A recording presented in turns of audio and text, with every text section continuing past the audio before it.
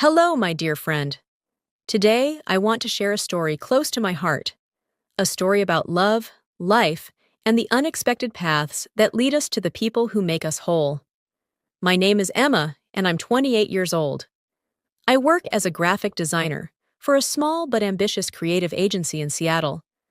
My days are filled with colors, concepts, and deadlines. But this story isn't about my work. It's about something far more personal and transformative. I live alone in a cozy apartment on the third floor of an old brick building. It's nothing fancy, but it's mine. My mornings usually start with a cup of coffee on the balcony, watching the city wake up. I've always been a bit of a dreamer, lost in my thoughts, sketching scenes I wish I could step into. Love, for me, had always been a distant concept.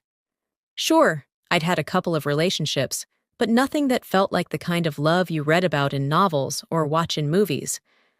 I often joked with my best friend, Lily, that I was too busy designing logos to design a love life. But life has a funny way of surprising you when you least expect it. It was a rainy Thursday evening in October, and I had stayed late at the office to finish a project. By the time I left, the streets were slick with rain, and the sky was a canvas of dark clouds. I had just stepped out of the building, fumbling with my umbrella, when I noticed someone struggling with a flat tire by the curb. He was drenched, his white shirt clinging to his frame, his dark hair plastered to his forehead. Normally, I would have walked by. What could I possibly do to help with a flat tire? But something about his frustration tugged at me. "Need some help?" I asked, my voice hesitant. He looked up, startled, and then chuckled. "Unless you happen to be a mechanic, I think I'm beyond help." There was a hint of humor in his voice, and I found myself smiling despite the rain. "Well, I'm no mechanic, but I can hold the flashlight while you figure it out." He laughed, a warm, genuine sound that cut through the chilly evening. "I'd appreciate that." His name was Ethan, and he was in Seattle on business. He lived in Portland and worked as a freelance writer. As he wrestled with the spare tire, we talked about the rain, our jobs, and our favorite coffee shops. By the time he finished, my umbrella had done little to keep me dry, but I didn't mind. "Thank you, Emma," he said, brushing his hands on his jeans. "I owe you one." "Just pay it forward," I replied, feeling oddly lighthearted. As we parted ways, I couldn't shake the feeling that something had shifted. The next morning, I found a text message waiting for me. It was from Ethan. I had almost forgotten that I had given him my number, scribbled on the back of a receipt so he could send me updates about his tire situation. "Hey, Emma. Thanks again for last night. Made it back to my hotel in one piece. Coffee's on me next time I'm in town. If you're interested?" I stared at the message, my heart doing a little flip. I wasn't sure if I was ready for anything more than a casual coffee, but something about Ethan felt different. Over the next few weeks, we texted and called each other often. Our conversations flowed effortlessly, ranging from silly jokes to deep discussions about life and dreams. He told me about his travels and the novel he was working on, while I shared my latest design projects and my dreams of one day opening my own studio. When he returned to Seattle a month later, we met for coffee. Seeing him again felt strangely natural, as if we'd known each other for years. We spent the afternoon wandering through Pike Place Market, sampling fresh fruit, browsing quirky shops, and laughing at a street performer's antics. Ethan and I started seeing each other whenever he was in town, and over time, those visits became more frequent. What began as a chance encounter on a rainy night grew into something I hadn't expected, a connection that felt both exhilarating and comforting. One evening, as we sat by the waterfront watching the sunset, he turned to me and said, "Emma, have you ever thought about taking a risk, not in work, but in life?" I smiled, a little confused. "What do you mean?" "I mean this, us. I know we're in different cities, and I know it's not conventional, but I think what we have is worth the effort. I want to see where this can go, if you're willing." His honesty caught me off guard, but in the best way. I realized then that I wanted the same thing. Our relationship wasn't without its challenges. The distance wasn't easy, and there were moments when our schedules seemed impossible to align. But we made it work because we wanted to. Ethan's visits became longer, and eventually, he started looking for opportunities to move to Seattle. The day he told me he'd found a place just a few blocks from mine, I felt like the universe had aligned in our favor. 1 year after that rainy night, Ethan and I stood at the same spot where we first met. The rain was falling softly, and he held my hand as we laughed about how neither of us had expected a flat tire to lead to this. "I guess I owe the rain an apology," he said, grinning. I laughed. "And I owe you a lifetime of flashlight duty." Ethan and I continued to grow together in ways I never thought possible. Life wasn't always picture perfect, but it was ours. Flawed, messy, and filled with moments of pure joy. As he settled into life in Seattle, we found a rhythm that worked for us, building a home together. One of my favorite memories was the first weekend we spent decorating his new apartment. Ethan had insisted on doing everything himself, to make it feel like home, he said. But as it turned out, his taste in home decor was eclectic, to put it mildly. "What do you think about this?" he asked, holding up a neon green lamp shaped like a cactus. I couldn't hold back a laugh. "I think it belongs in a bachelor pad from a bad sitcom."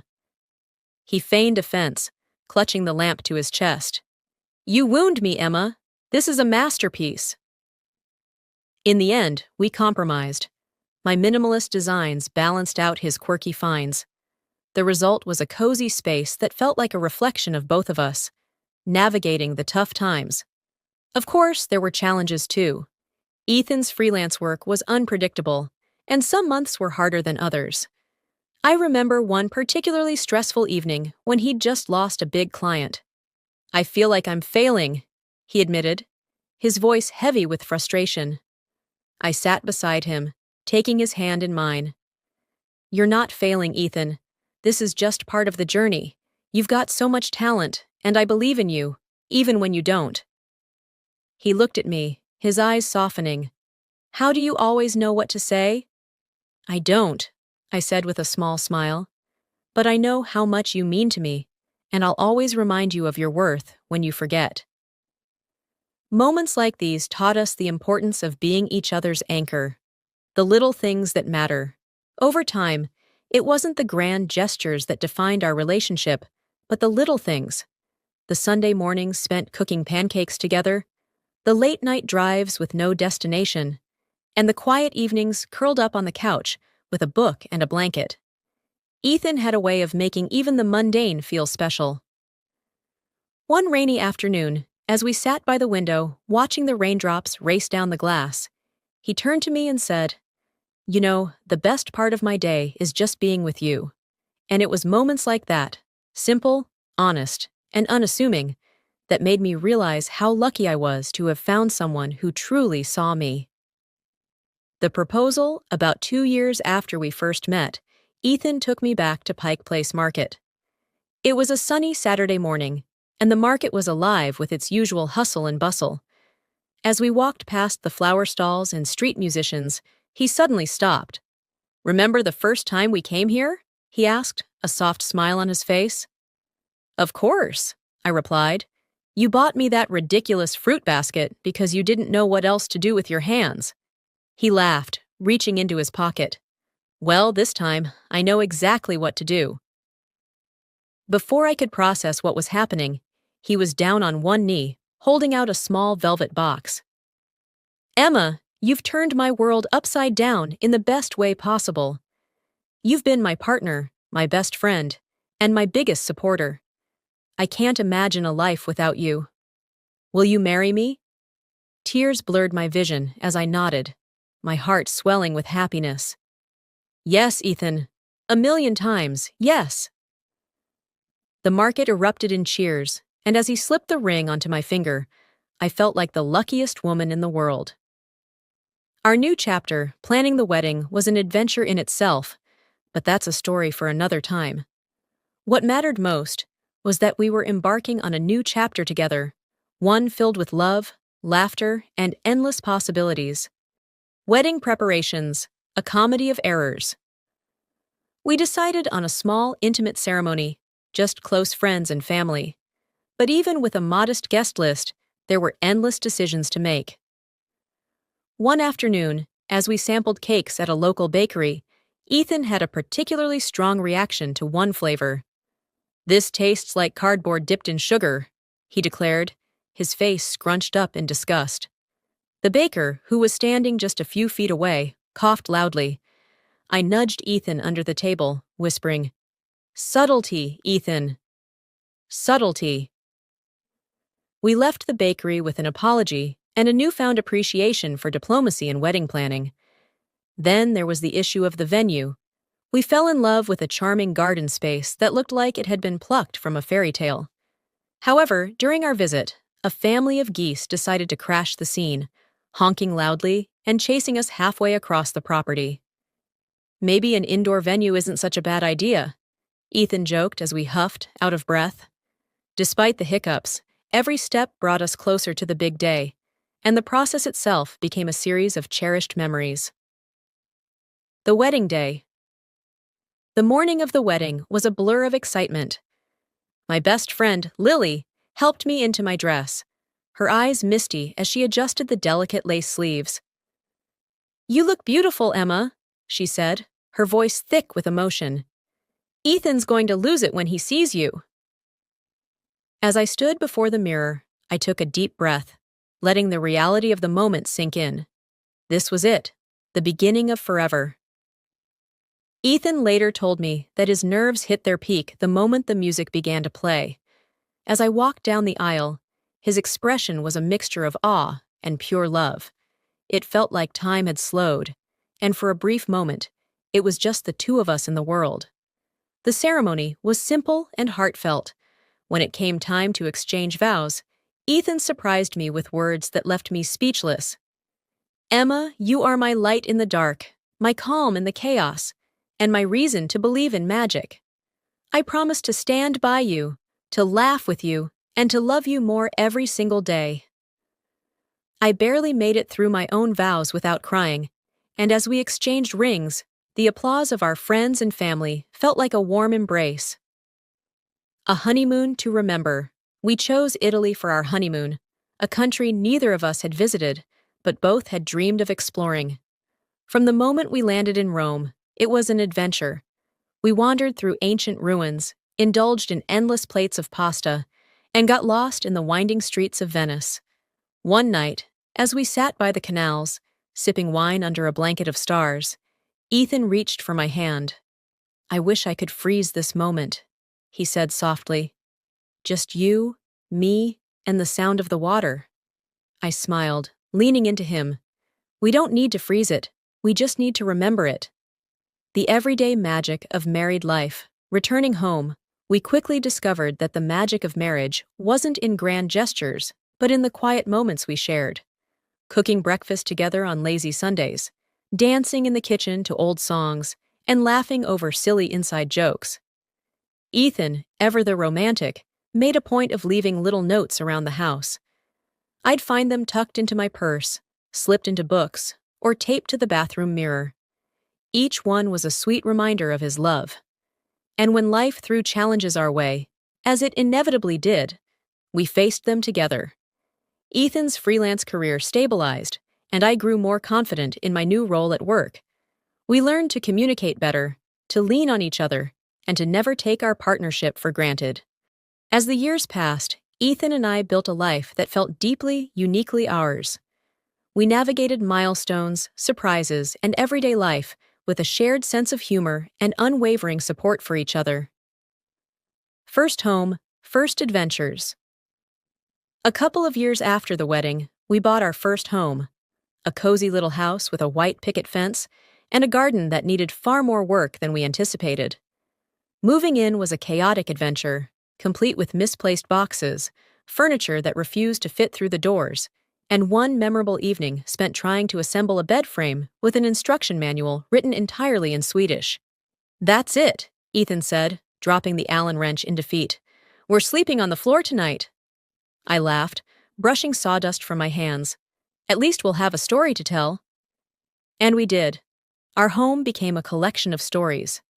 The garden eventually bloomed under our care, and the walls filled with photos of our travels, friends, and family.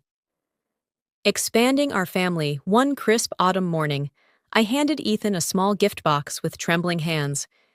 Inside was a tiny onesie that read, "Future Adventure Buddy." His reaction was everything I'd hoped for, pure joy, mixed with a hint of disbelief. "We're having a baby," he whispered, his voice thick with emotion. I nodded, tears streaming down my face. "We are." The months that followed were a blur of excitement and preparation. Ethan read every parenting book he could find, and I spent countless hours designing the nursery. When our daughter, Lily, arrived, it felt like our hearts had grown tenfold. Lily brought a new kind of magic into our lives. Watching Ethan hold her for the first time, his eyes filled with wonder, was a moment I'll never forget. "She's perfect," he said softly, cradling her tiny hand in his. Balancing dreams and reality parenthood brought its own set of challenges, but we faced them together. There were sleepless nights, moments of doubt, and days when we wondered if we were doing anything right. But there were also first steps, bedtime giggles, and the indescribable joy of seeing the world through Lily's eyes. Ethan and I made a promise to each other early on. No matter how busy life got, we'd always make time for us. Whether it was a quiet date night at home after Lily was asleep, or a weekend getaway while her grandparents babysat, we prioritized our relationship. The gift of time. As Lily grew older, so did we. Wiser, hopefully, and more appreciative of the time we had together. One day, while packing for a family trip to the mountains, Ethan found the journal where I'd written about our early days. "Emma, have you read this recently?" he asked, flipping through the pages. I shook my head. "Not in years. Why?" He smiled, handing it to me. "Because it's a reminder of how far we've come." That evening, after Lily had gone to bed, we sat on the couch and read through the journal together. We laughed at the memories, cringed at our younger selves' naivety, and marveled at the life we'd built. The next chapter, now, as I sit here with Ethan beside me and Lily playing in the garden, I feel an overwhelming sense of gratitude. Life isn't always perfect, but it's beautiful in its imperfection. If there's one thing I've learned, it's that love isn't a single moment or a grand gesture.